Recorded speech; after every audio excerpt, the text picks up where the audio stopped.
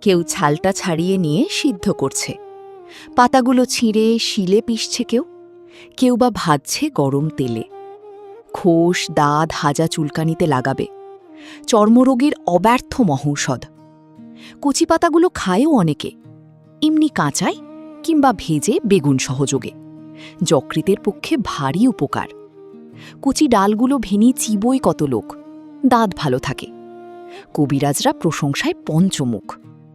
বাড়ির পাশে গজালে বিজ্ঞরা খুশি হন, বলে নিনের হাওয়া ভালো, থাক কেটো না। কাটে না, কিন্তু যত্নও করে না। আবর্জনা জমে এসে চারিদিকে, শান দিয়ে বাঁধিয়েও দেয় কেউ, সে আর এক আবর্জনা।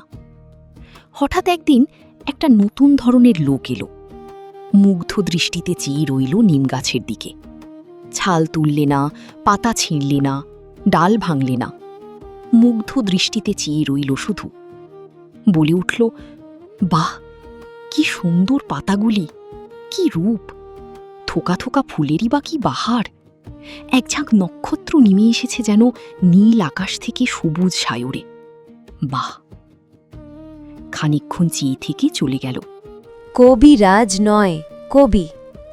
নিম গাছটার ইচ্ছে করতে লাগল লোকটার সঙ্গে চলে যায়, কিন্তু পারলে না।